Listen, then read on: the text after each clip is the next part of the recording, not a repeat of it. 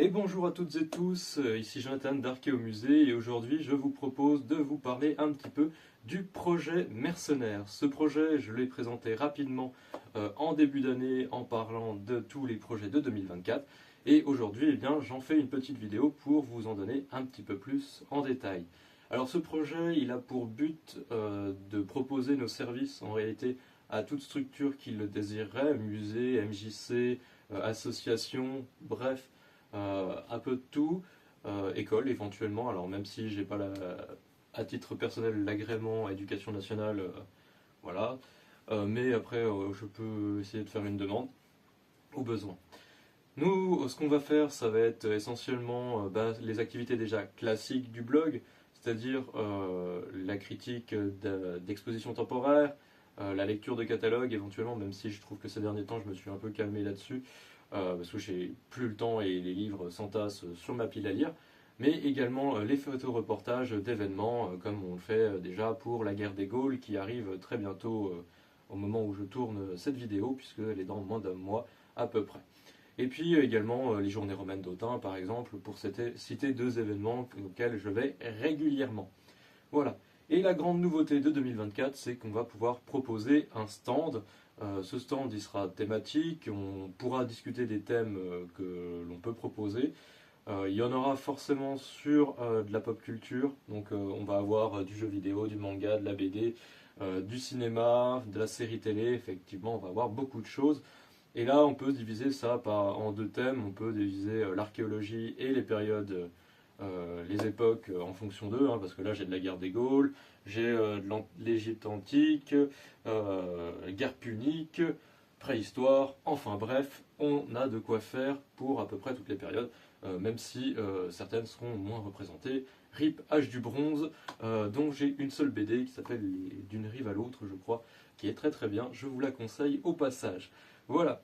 Sinon, on peut parler aussi d'archéologie, bien sûr, en pop culture, à travers également aussi des jeux de société. C'est vrai que je n'ai pas évoqué, mais j'ai pas mal de jeux de société aussi à thématique antique.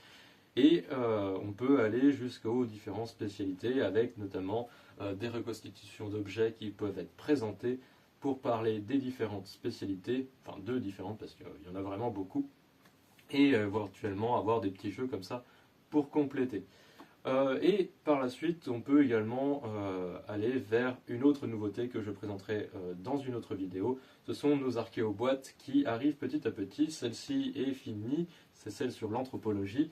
Il y en a une autre sur le pillage archéologique qui est en cours de réalisation. Il ne me reste plus que des documents graphiques à réaliser. Et la dernière sur l'étude archéologique, que ce soit du terrain au labo, qui est en cours de fabrication. Voilà, donc ça va être des petits stands thématiques. On va avoir également d'autres matériels que je n'ai pas pu présenter parce que ma table, elle n'est pas non plus très très grande, mais ça me suffit largement pour pouvoir avoir un petit peu de matériel. Nous avons également une télévision si besoin est, hein, notamment pour les Discovery Tours des Assassin's Creed par exemple, ou pour mettre d'autres jeux avec des références antiques. Et puis on a également un mannequin, un buste sur lequel on peut présenter, si vous lui demandez par exemple qu'on fasse un stand 100% gaulois, ça il n'y a pas de problème aussi, sur la civilisation gauloise j'ai pas mal d'ouvrages en question. Voilà, donc après nos services ils ne seront pas payants du fait qu'on n'est ni une association ni une société. Les seules choses qu'on demandera, c'est quand même un dédommagement kilométrique et éventuellement des frais de bouche. Ça reste ouvert à discussion avec nous, il n'y a pas de souci. Ça va dépendre bien sûr de la distance par rapport à là où on est. Et du coup, si par exemple c'est le musée d'à côté de chez moi qui me demande, ou une association qui se situe à littéralement 10 minutes, c'est vrai que ça va pas, on va rien demander. Par contre, si c'est un musée qui se trouve à 2 heures de route, effectivement, on va au moins demander les frais kilométriques et l'alimentation. Ce qui est normal, hein, après tout, il faut quand même aussi qu'il y ait une reconnaissance du déplacement humain et qu'on puisse manger aussi, hein, puisqu'on fait ça bénévolement, c'est déjà pas mal, je trouve.